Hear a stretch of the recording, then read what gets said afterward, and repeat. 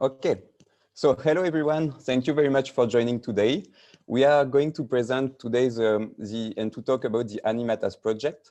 So the ANIMATAS is a research group focusing on human-robot interaction, which is funded by the European Horizon 2020 Fund and is coordinated by La Sorbonne University. To present the project today, we have the chance to have Karen Tatarian and Sera Buyukgoz, who are active members of this group, and myself, who is simply in charge of the education for Softbank Robotics in Europe. So just to give you a little bit of context before starting the presentation of the research project, I would like to say a few words about Softbank Robotics. I guess that most of you know us already, but we are just to give you a little reminder, we are the world leader in humanoid robotics. We have sold more than 25,000 robots in the world. But one important point that we will focus on today is that we are also highly focused on the academic market. We are working with a lot of schools, more than 150 schools, more than 60,000 schools in the world, with more than 150 research partners in different projects. So to give you an idea of why we are focusing on those humanoid robots, I will give you an explanation. So just to tell about a little word about our products, you know probably Pepper and Now. Pepper is a white one that you see also behind me, and Now is even if he's older, is a small brother. So our focus, in fact, and our vision is that nowadays we hear a lot that people are afraid about the future, and because they say that, of course, everybody has seen science fiction movie, and everybody is afraid of what will happen in the future. People think that technology will control us, and a lot of people see a dark future because of technology and artificial intelligence. This is not our vision at all. We really think that technology will benefit to us and will benefit to humanity. And this is what we want to bring to people. So to do so and to make technology benefit to humanity, we decided to focus on those companion robots that will bring support to people, either in schools, but also in shops or in hospitals. What is very important for this robot, and what we know, is that we are continuously developing them because they are wonderful research platform. And to develop those robots and to make them smarter and stronger, we work every day with research groups that help us focusing on different features that will make those robots help us in the future, simply. So to start with the research group and to focus on one of those research groups, we'll talk today about the ANIMATAS project. And I let Karen start presenting what this project is about. Thank you, Amaury. So as he mentioned, my name is Karen Tatarian. I'm a researcher here at Softbank Robotics, and I'm also a PhD candidate at Sorbonne University. Today, we're going to talk about a lot of diverse topics, and that's okay because I saw that the audience joining us here today is diverse, and so is our project. And first, we're going to start by introducing ANIMATAS. We're going to talk a little bit about robots in educational settings, and beyond just the work that we do as the project, our outreach to the community, the conferences we attend, the workshops we organize. And at the end, we will focus again on the research that I do and my fellow colleague Sarah does.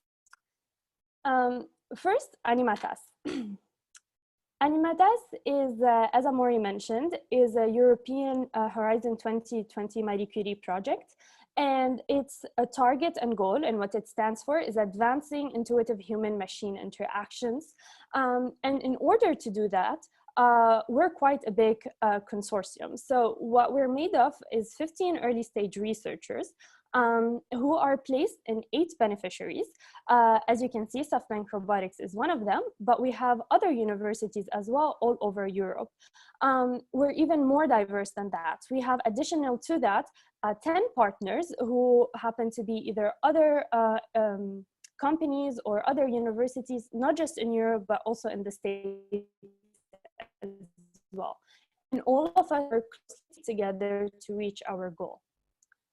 And as I've mentioned, we are 15 early stage researchers, 15 PhD candidates all over Europe. We come from, I mean, here you see 15 PhD students, probably you're also seeing like 18 nationalities. We're really very diverse and we are very proud of this diversity. And I think it's very important, especially when we're developing tools for human-robot interaction. And I think you can maybe spot me and Sarah. So to introduce ANIMATAS and the focus of ANIMATAS. So the aim and the goal is really to develop computational capabilities for not just social robots, but virtual agents as well, in order to establish and maintain a very natural social interaction. And ANIMATAS really does also focus on educational settings. I'm going to tell you a bit, so I think, you know, when we went to school, we were all in classes made of 20, 30, 40 other students, but each one of us have different skill levels and each one of us has different capabilities. That does not mean that one is smarter than the other or less, but maybe we need more help tailored to us. And this is where robots and virtual agents can really help assist teachers to personalize and to tailor to the capabilities of each child. And this is something we really focus on. And human-robot interaction and focusing on that can help us make the robots and the agents smarter and more natural social colleagues, peers, tutors. And in order to do that, aside from, as I've mentioned, our 8 beneficiaries, our 10 partners, we also have external boards, among which are advisory boards made of scientists. And when we talk about children, when we talk about human, ethics is really highly important to us. And this is why, and this is why we have an ethical board. And we also have a school board to help guide the educational learning tasks. And the schools that we work with are found in Switzerland, here in Paris, as well as Sweden. Now, as I've mentioned, of the little story of helping each child become the best version of them, scientific objectives here in ANIMATAS that we focus on. First of all is embodiment. Embodiment means giving the agents and the robots the human-like, if you want, capabilities, like our gestures, the gaze, the speech. Second is social learning. As I've mentioned, when we work with children, we each have different skills, and it's very important for the agent or the robot to learn from the child, understand the child's skills, the levels, and follow through with that. And finally, as I've mentioned, personalization and adaptation is really at the core of what we try to achieve as well, to adapt not only to students or children, but in general, human-robot interaction is very important to adapt to the human we're interacting with, just like us humans do. Here at Softbank Robotics, our research focus is on 1 and 3, so on embodiment and personalized adaptation. But we will dive into that even more towards the end, but we wanted to give you as well a highlight of the social learning that other ESRs or other PhDs, when they place robots in educational settings.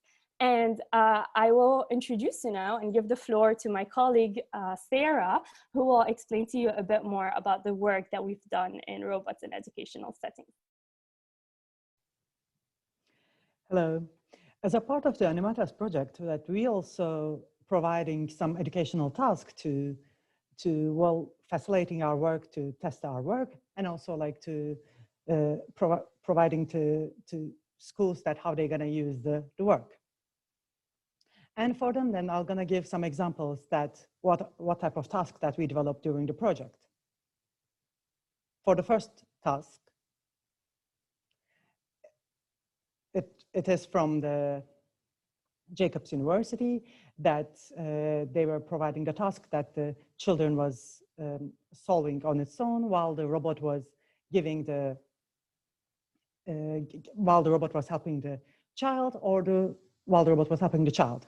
But their aim is to determining the role of the child during the learning from the social robot. So the robot will give as the right answers or the wrong answers to, or the other version that's giving the wrong answers to determining it. And as with this work, that they are designing a task to measure the task, and they're also determining the effects of competence area of the child's trust.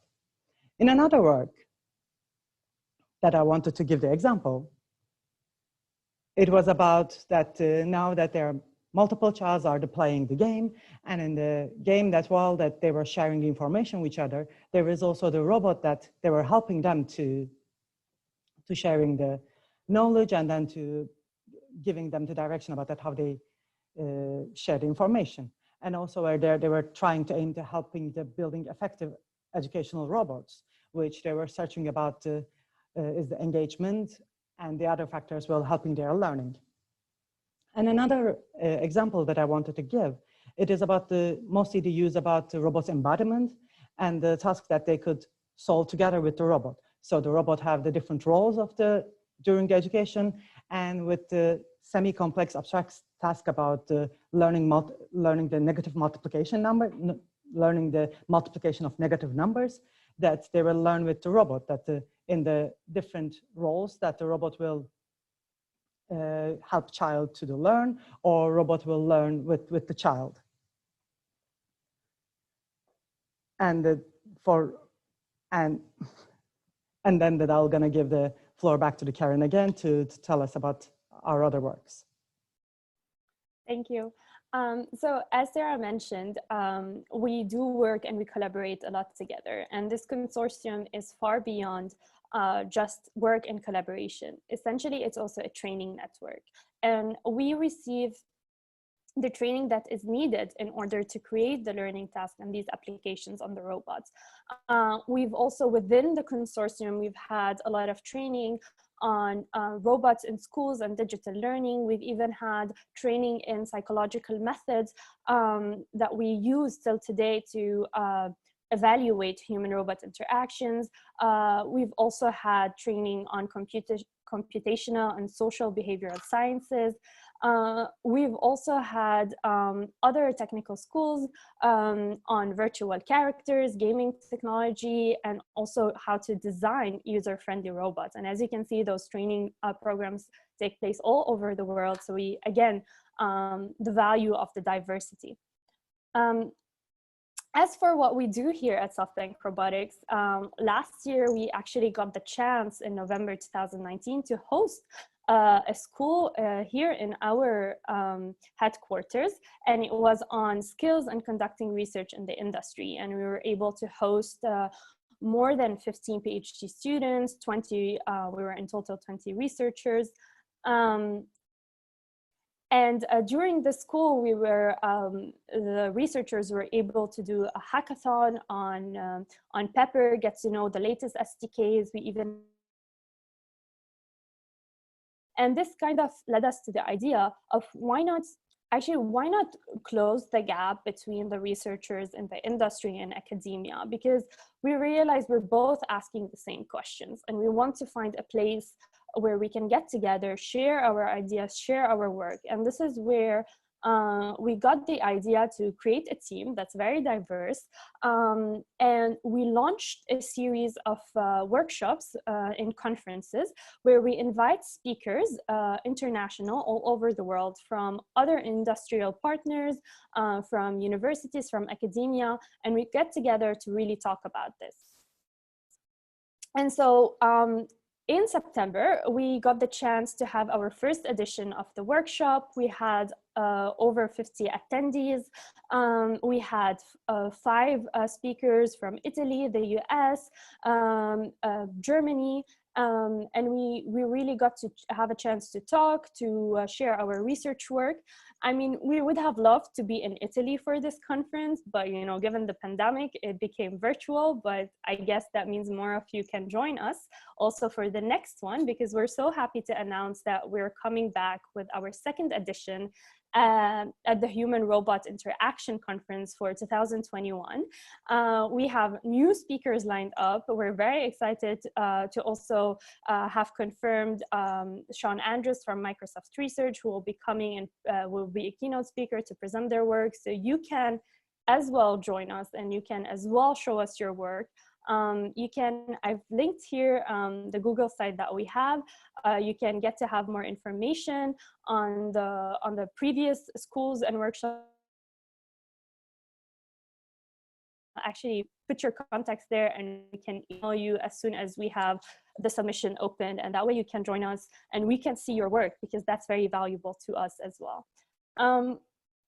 So now we're going to go back to the final part, which is talking about the research that we've done here at Softbank Robotics. And as I've mentioned before, we focus here on embodiment and personalized adaptation.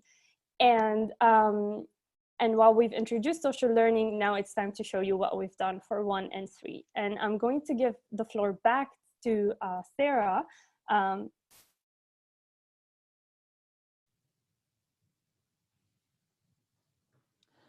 And then I will present about my work about anticipation and instantiation of proactive robot behaviors, which I'm doing as a part of the consortium. At first, I wanted to start with the definition of the proactive behaviors, because the proactive behaviors, while we checked with the dictionary definition, it was telling about creating or controlling the situation by taking the initiatives or anticipating to the events, but it was mostly research in the organizational psychology as in the working environment that why it's benefiting to taking anticipatory actions, and then how they're impacting to them and to their environment in a positive way. So in this way that we apply to this methodology to the robots, that while we having back to the telling about in the HRI that it was most about the taking initiatives. And the main thing about that I wanted to explain now about the concept that how the robot could be proactive, which was basically about the first thing to be the proactive, that the robot needs to be aware of the environment, was the first thing to be understanding about the user's perception, what is the user's goal, that what users try to do. And also the most important was able to detecting the user needs. And once the robot will able to detect user needs, then it will be start about to take the necessary actions related to how to be the proactive. Since the proactive it cannot be defined as just the sum of the actions could be labeled as proactivity, it will be the whole context about to be proactive and to understanding the needs and generating the necessary solutions related to that needs will be needed. So why we need proactivity, it is another aspect that is needed.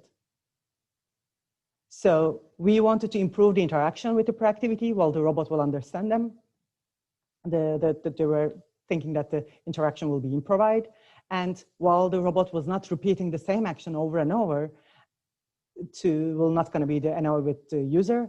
And then there is also the needs of the robots that not always the robot will understand user, but it's also important that the robot is not alone in the environment, and the things that related to not to understand or to overcome could ask the humans about it and to get related answer. So that after we determine that what is our needs, I want to mention about a little bit about that. What is the current status? That currently in the Pepper robot that we have the proactively starting of the interaction, that once the robot will detect a human, that the robot will start an interaction. The robot will realize that it's need a charge, and then recharging the batteries to going back to the charging part. There is also some research work that it's done on Pepper robot that you can check about. It's about the Pepper initiated exploration behavior autonomously, and also the learn from those exploration. So like after all of those, the currently achieved ones, that what we try to achieve in the future is the robot to be autonomous, is the robot to be generating their own solutions related to the actions that they know, robot to be adapting to the changes of the environment, robot to be learn from the environment that what can do more or how could improve it. And according to those, that robot will take initiatives, robot will asking help from the users also, and then the robot will do the interaction impairment according to all the understanding. But how this topic related with the ANIMATAS, because ANIMATAS is the educational, mostly focusing on the educational setups.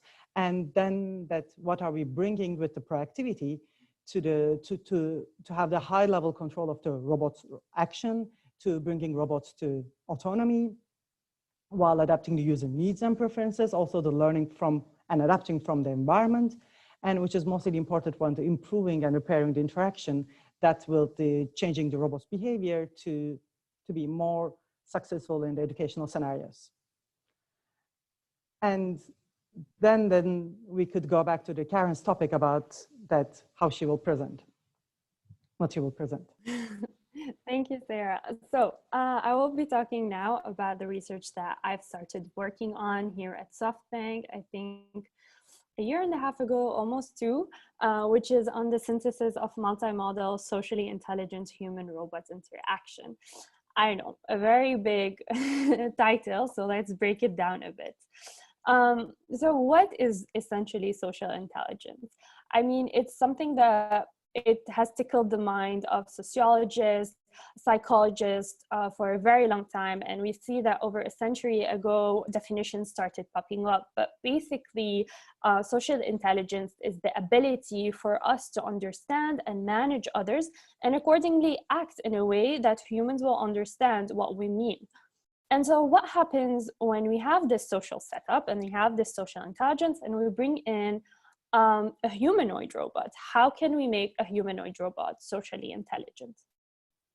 When we look at the work that has been done on social intelligence, on multimodal behavior in the state of the art, we see that a lot of work have been tried to define the modalities. What are modalities? That means, for example, proxemics. It is the study of the space around us. So how we navigate, how we place ourselves in interactions. We see that there are also the study of kinesics, which is more related to our gestures, vocalics, our voices. So really, there are a lot of modalities that make up the multimodal behavior and social intelligence. And we see some of the state of the art that have focused on getting human inspired modalities and placing them on robots and trying to see what they could come up with.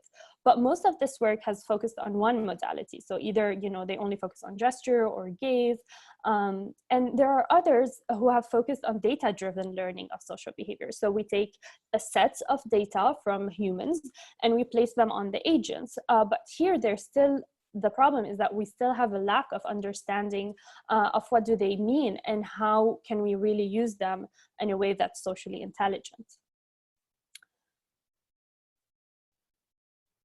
So while the topic is, as I've said, it's really broad, it's really big, our huge research question is really that when the robot is found in this interaction setup, okay, how should the robot use this multimodality of behavior that it has, that Pepper has, in order to understand the participants around it? So what do the participants want or expect from the robot, and how can the robot act as a socially intelligent agent? Now, as you can tell, the topic is really big. And so we try to contribute to answering it by 4 axes that we focus on. First, we want to investigate and understand, the different modalities on the robot. When we combine them together, what does it mean?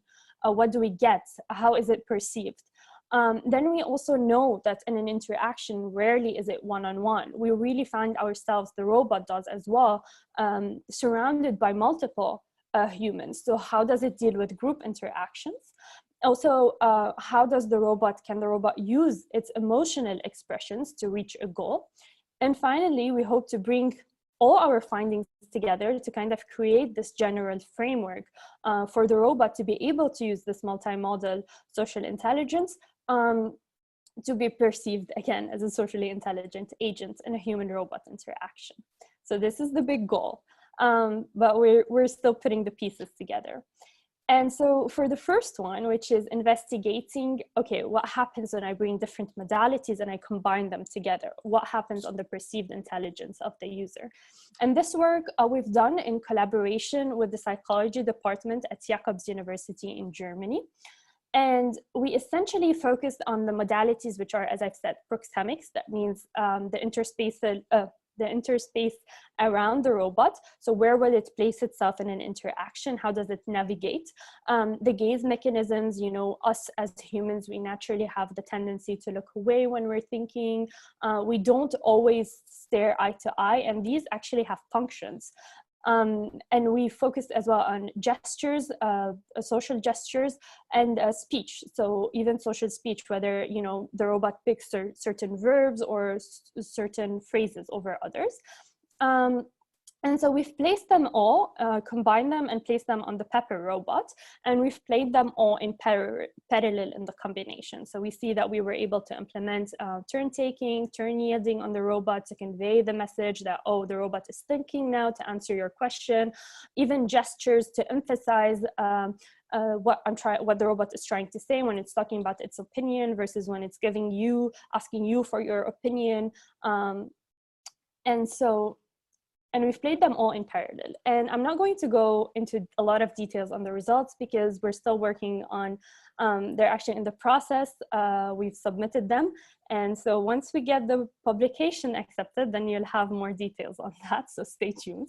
But just to give you a brief overview. So we've had, we tested this, we evaluated this with over 115 to 120 participants, of which 105 data sets were used for the analysis. So the user was found in a room, as you see in the picture here, in a 7-minute interaction with the robot alone. And Pepper was acting as a travel agent. And we had 5 conditions where we combined all the modalities together, and then we started per condition subtracting one modality. I cannot dive into, as I've said, the results, but I'm going to give you a few take-home messages, is that because they're valuable lessons for embodiment. One, we understand now that proxemics or the social navigation, I will show you a video in a minute, when the robot approaches the human and it sets the distance it wants with the user, we now see that it has a huge impact actually on how humans accept offers made by the robot and even where they stand in an interaction. We understood that gestures actually influence highly how humans greet and say goodbye to the robot, and also how they verbally interact with the robot. We also were able to see that social gaze actually increases the naturalness of how humans behave with the robots. And so I'm going to show you a small snippet.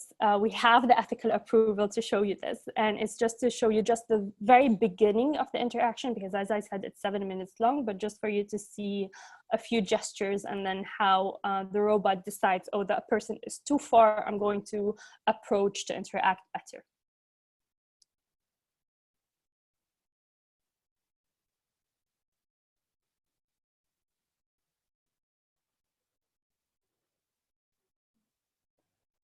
Karen, I think there is no sound in the presentation, or I don't know if it's only me who is not hearing it. Sorry, there's no sound. Is that it?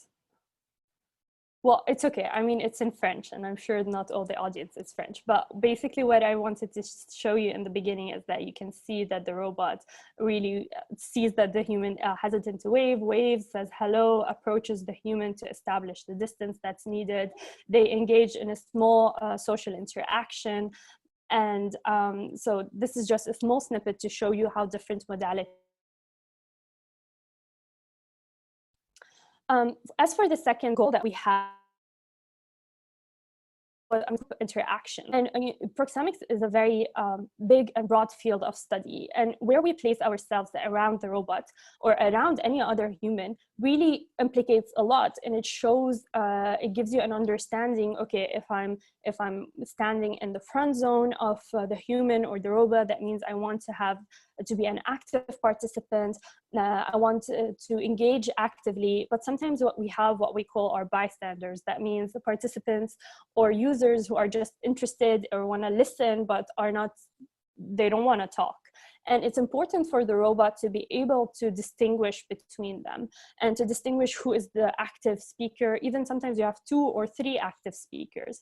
And so we use proxemics to kind of design that and understand it. And I will show you a bit here. For instance, you can tell if you focus on the robot's gaze, so it can tell that both of them are active participants and both of them want to talk to it, so it divides its gaze attention equally among both.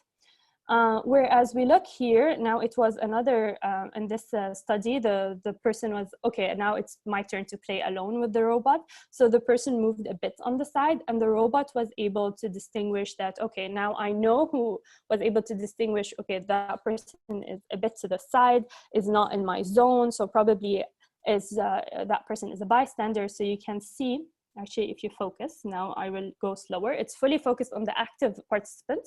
Then it can glance to indicate to that person that I've acknowledged, I know you're there, I know you're listening, but then it focuses back on the user. Okay, a few take-home messages. Again, it was a pilot study that we did here with 16 participants, and we were able to see that the robot, with this group framework that was able to understand how group dynamics work, was actually rated more social, more socially present, highly adaptive. We were able to also see that the participants felt that they were more attended to. And surprisingly, another finding that we found is that we had a lot of audio problems that were resolved, because when the robot was able to know whom to look at and whom to properly address, then if you know this, Pepper, the microphones are on the head. So when it correctly looks at the person, it really who's correctly engaged with and whom it's talking to, we noticed that there are less audio problems. And so this kind of opens the door to kind of work on this even more. As I said, we still have point 3 and point 4. Regarding point 3, it's a work that's currently undergoing, and it's in collaboration with Interactive Robotics, who's not just a partner of ANIMATAS, but also a partner of Softbank Robotics. And we're working on emotional expressions to help the persuasion of the robot and human-robot interaction. And with 1 year to go of my work here in my PhD, we want to try to gather all these findings, bring them together, and create a more generic framework for the generation of these multimodal behavior. And as you can see, understanding embodiment means understanding what these multimodal behavior mean. Understanding personalization and adaptation can really have a huge influence on the human-robot interaction and how the robot is perceived by the human. I would love to talk about my work, but unfortunately we have time constraints. But I would love if you guys have any questions, feel free to email me or Sarah, ask about either our work if you're interested in either. And again, don't forget to check out our Google site for the workshop series and conferences that we have, because I would love to also read about your work and hear about it. And this is all for me. I'm sure there's a question segment, and thank you all for tuning in, and thank you all for listening. I wish I could see you all, but I can't, but I'm sure you're in front of your screens.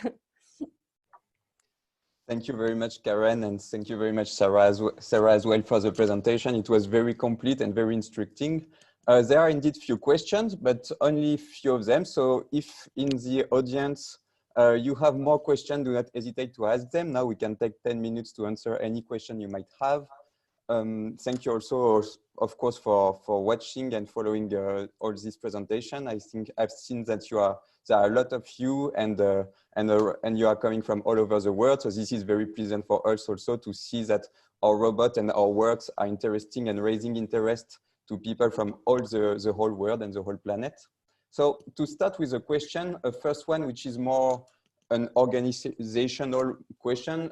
Somebody asked if that, I mean, they saw that the meeting is recorded and asked if the meeting would be shared afterwards. So to answer quickly, I can answer about this one. Yes, it will be shared, of course. In fact, what will happen after the presentation is that we will send an email with a survey to all the attendees. And then as soon as you answer the survey, so it helps us, of course, to improve our experience for the next webinars. So once you answer this survey, you will have access to the replay. It will be stored on YouTube anyway, and you will be able to watch it whenever you want. Then second question, which I think is maybe more dedicated to Sera, because you started to answer a little bit. Somebody asked if NAO was involved in this project.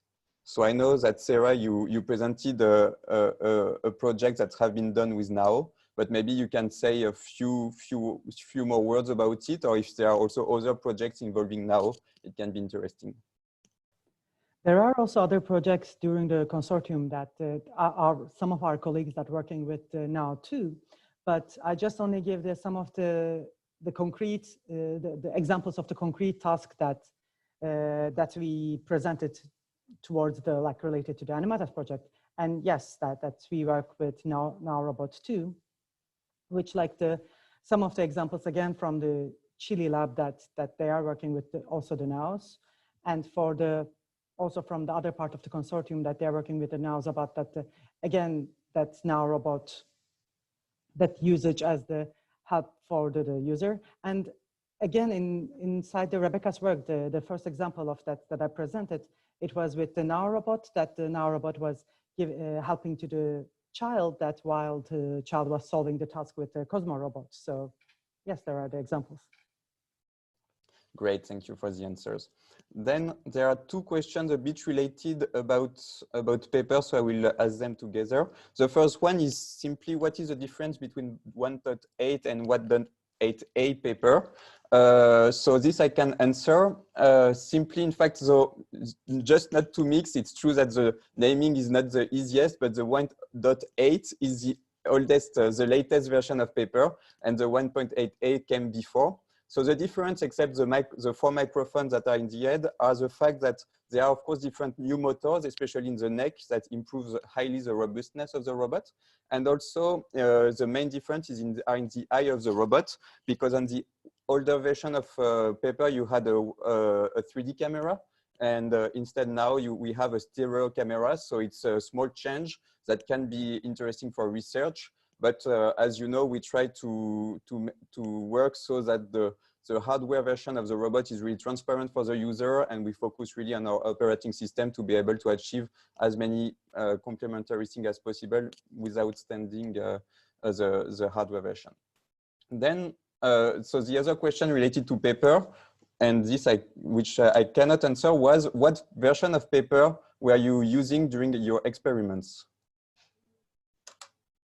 I can answer that. We always use the latest SDK that's been released, so the 2.9.5, which is public, and it has great APIs, and this is the one we use. Wonderful, thank you for the answer. So then a question about the University of Boulder in March. So the question was, which presenter will take part from this university, and what is her or his topic? Except if it's a secret. It's not a secret. So we are partners in the organization of the workshops, because we want with Professor Brad Hayes and Akib Taibs from they're both he's a PhD student also in the University of Boulder, Colorado, and we work with them on organizing the workshops because conferences are quite international, and we wanted to have also an international team. Their work really focuses as well on human-robot interaction and on explainable AI.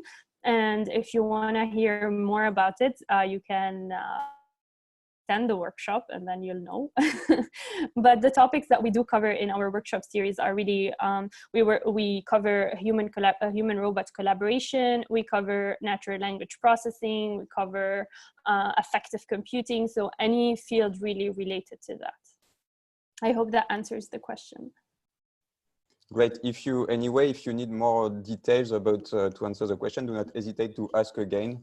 You can ask as many questions as you want.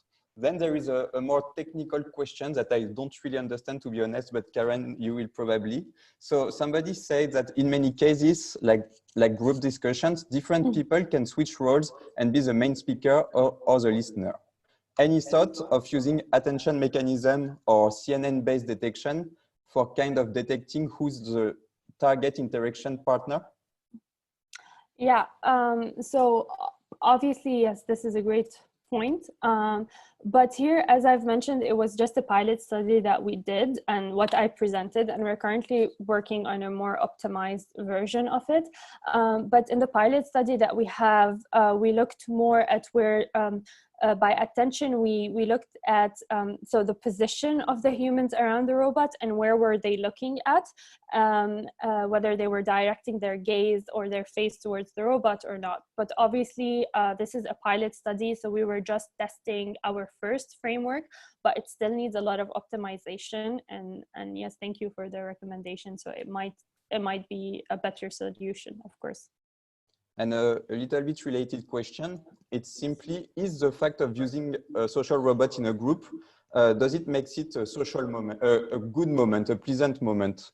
The person was thinking about the fact of breaking the glass, which is also almost important. So did you study this feeling of having the robot as part of the group? Yes, so basically what we wanted was that I didn't show a lot, but what we did consider was that the robot sometimes would be found in a place that, you know, it might play the bystander part. So if it sees that there are two individuals that are close to it, but within its what we call the R space, but they're directing their attention towards each other and not to the robot. So that means the robot needs to act as a bystander and not, you know, jump in as an active participant. But, and we looked also as well at to how the participants felt, whether they felt attended to or they felt like they belonged to the group. And we saw higher ratings when the robot was exhibiting correct group framework. And did I forget something I wanted to add? Yes, and also, by the way, about that, if you've interacted with Pepper, so the way the basic awareness works sometimes is that it captures the attention of, you know, who's the first person it sees or hears, and it directs its attention to that person. And sometimes there's another person who's trying to be an active speaker as well and feels like, okay, I'm talking, the robot isn't looking at me, and this group framework, you know, resolved that problem in a way because the robot was also able to notice, okay, there is someone there who's in my O space, who wants attention, who's looking at me, and so it was better able to delegate the turns in a group interaction. To continue on the same topic, do the approach of the robot change when you interact either with an adult or a child? Did you program different approaches? So to be honest, I haven't worked on approaching a child, but when we when Sera introduced the multi-access application, which was the robot, according to the instructions of the child, it would navigate on the axis, but it wasn't approaching the child directly, and I haven't done any research or state of the art on that, so I don't know how to answer that question. But for the human and the adult, we did slow the speed down a bit when we approached the human, just to avoid any recoil or, you know, any surprise, like the robot coming at you. We wanted it to for the user to see it coming. And maybe a more global question, but how do you think interactive reinforcement learning can help enriching these kind of interactions? Yeah, I love that. That's something we're currently working on. So stay tuned, I guess. Wait for the publications. I can't talk about it much, but it's something, yes, we're working on. Talking about publication, by the way, there is a person asking if it's possible to have a bibliography of all the works and articles mentioned in the presentation. So I guess the links are available already, will be available, and we will share the presentation, but feel free to add if there is anything. I guess also on the ANIMATAS website, so if you want to see the work of other ESRs as well and their publications, you can check out the ANIMATAS website, which is animatas.eu. And on the publication section, you will find all related articles, journals, etc. Well, I realize that there are a lot of questions, so we'll be maybe not able to answer all of them. That's so cool. Yeah, that's great. That's great to show that it raised interest. One person asked how much paper, I mean, that if the cost of paper would be a barrier for schools to use the robot for education. I can answer this one. Yeah. So So Paper, it is true that Paper is a robot that is a bit expensive and more expensive than now, for example, but it is also, well, it is a question that we are of course facing and that we are realizing. So that's why we are already offering a specific price for education, which is lower than our standard price for Paper. And lately we have also been running an action because we have been realizing that often the price of Paper was a limit for schools. So we have been decided to offer to the market refurbished units, the possibility to purchase refurbished units at a consequent discount, because it was until the end of December at a 40% discount on the price. That made it way more available for schools, and that raised the interest of many schools. But so this specific offer was for the back to school time. It will end now, but we will still have the possibility to purchase refurbished units if you are interested also. Now to continue, sorry, Karen, I'm hearing myself in your microphone. Yeah, we're in the same room, sorry. Sorry, I didn't. So yes, I don't know if you've read a lot about humanoid robot, but somebody was asking if we can recommend studies that investigate specifically the trust in humanoid robots. I know Rebecca is here somewhere, or Natalia from our ESR consortium. So they're more focused on trust. I don't want to answer the question and misguide the person, but as I've mentioned, if you check out the ANIMATAS, then you can also get in contact with the ESRs who are working directly with trust, and I know they will be very happy to answer them. And also, I know that two of them who work on trust, so Natalia and Rebecca, are hosting as well a workshop in the Human Robot Interaction Conference on trust. So you can check that out as well. Wonderful. Another person asked if some of your code is available simply on GitHub, if people can use them, or if it's specific to your research. Yes.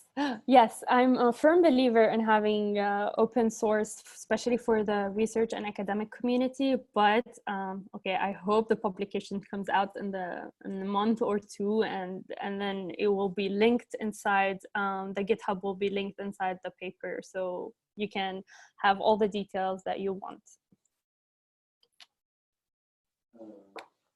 So one other person was asking, so what programming language are you using? I think you mentioned that you were using the latest Android SDK, so I guess you are programming in Java, or are you also using other languages?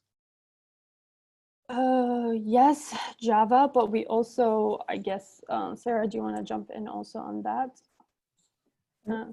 As Taryn said, no, as Armory said, that we're using the Android SDK, so we were using both Java and Kotlin most of the time. Yeah, but obviously we also, I mean, we've worked also in Python on that. So yeah, I guess that's for us.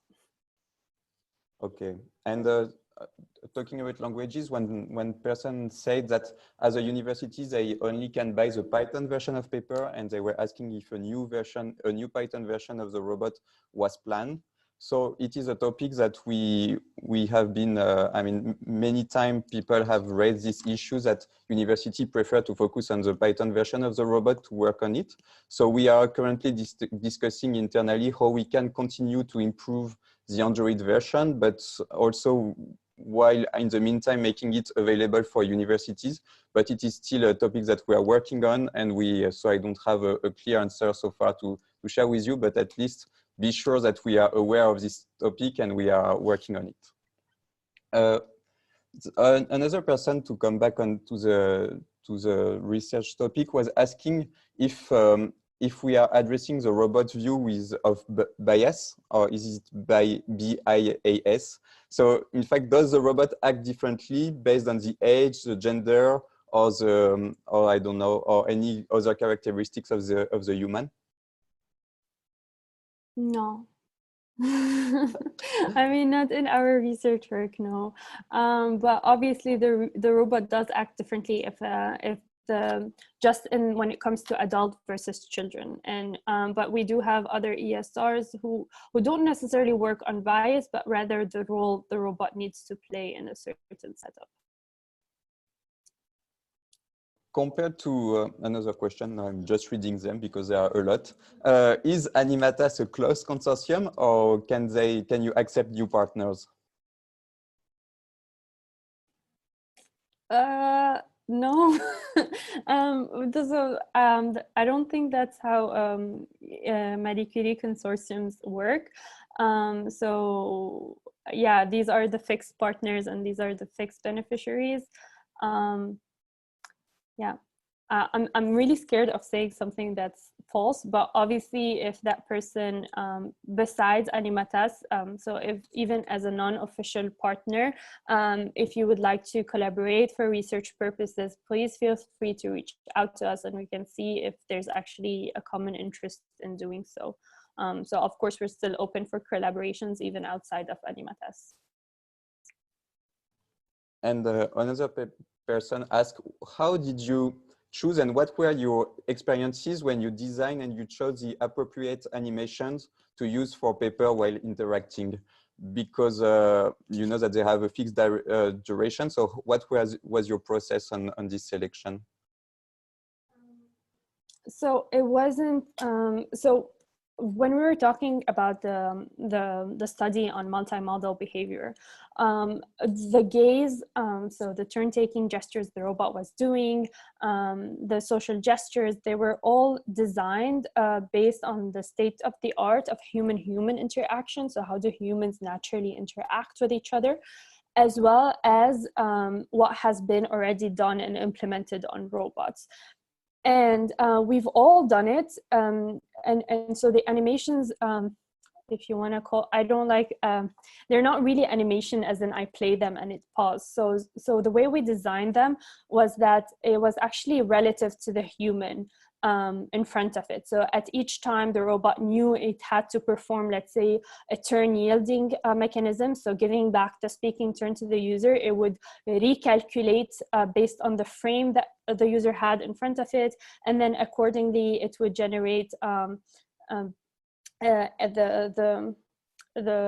what we call an aversion angle for a short duration based on what we found in the state of the art of human interaction and human robot interaction, and then look back. So what I'm trying to say is that we looked at three criteria in a way: the dynamics, so where was the human, and also the duration of the interaction. That was fixed. The duration was fixed based on the findings that we have, but the dynamics and the actual angle that the robot was choosing, it was more relative to the human in front of it to make it more natural. Sorry if I'm not very clear, but you will have all the details in the publication as well. And I think talking about it, somebody that was curious was asking if he can or she can access the soft copy of the pilot study, even just the framework and findings, or if they have to be patient. Please, a bit. So there's just one last question. Sorry, I am mute.